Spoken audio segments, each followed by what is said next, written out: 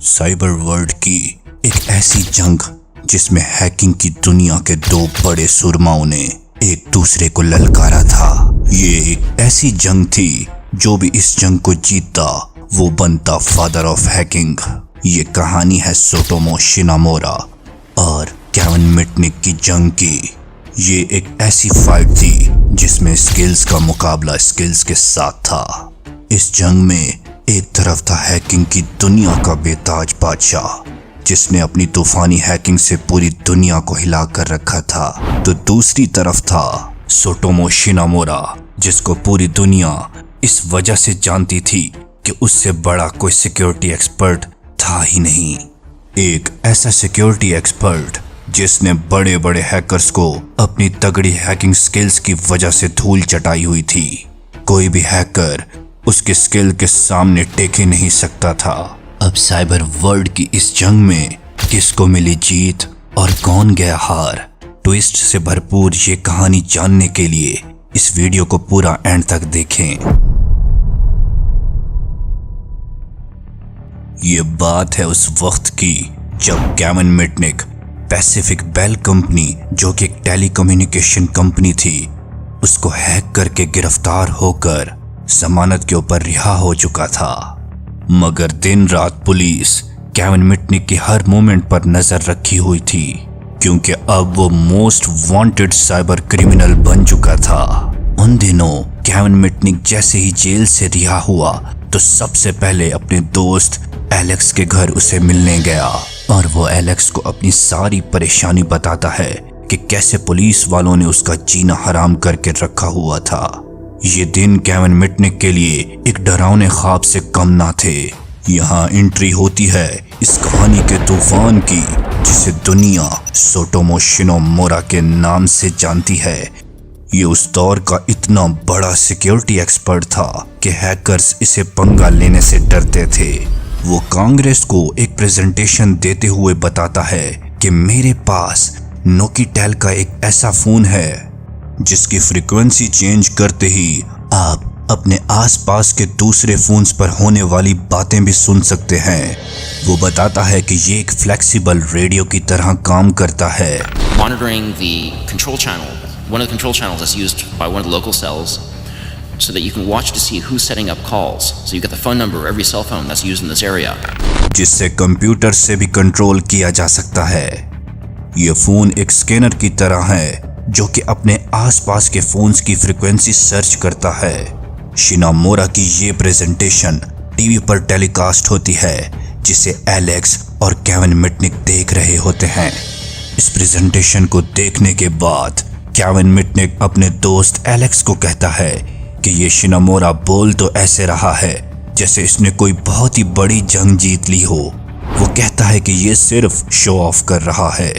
Kevin Mitnick Alex से कहता है कि अब वो जा रहा है शिनामोरा को उसकी औकात दिखाने और उसे ये बताने कि अगर वो सिक्योरिटी की दुनिया का बेताज बादशाह है तो केविन मिटनिक भी किसी से कम नहीं। ये देखकर एलेक्स बहुत ही ज्यादा हैरान होता है और केविन मिटनिक से पूछता है कि अब वो क्या करने जा रहा है।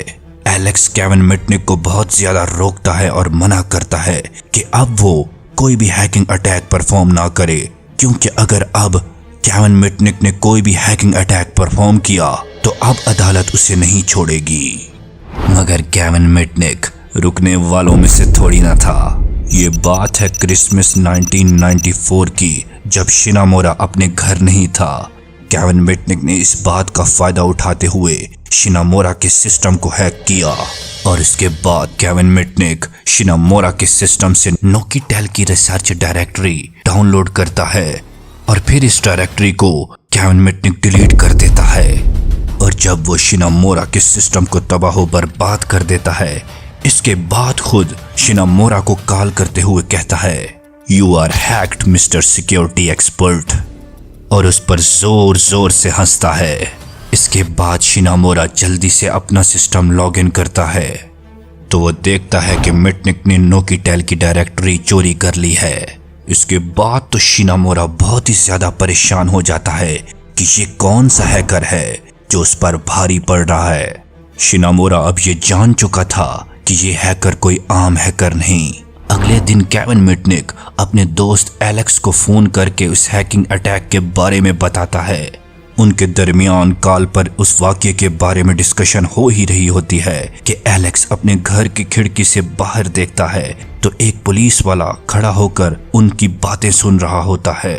एलेक्स को लगता है कि शायद इस पुलिस वाले ने उसके घर की फोन लाइंस को हैक करके पुलिस वाला मिटनिक और एलेक्स की बातें सुन रहा है। तो इसके बाद एलेक्स मिटनिक से पूछता है कि तुमने मुझे फोन करने से पहले फोन लाइंस को स्विच किया था, क्योंकि मेरे घर के बाहर एक पुलिस वाला है, शायद वो हमारी बातें सुन रहा है। तो मिटनिक एलेक्स को कहता है कि परेशान होने की जरूरत नहीं, मैं हमेशा अपने दुश्मनों से एक कदम आगे रहता हूँ।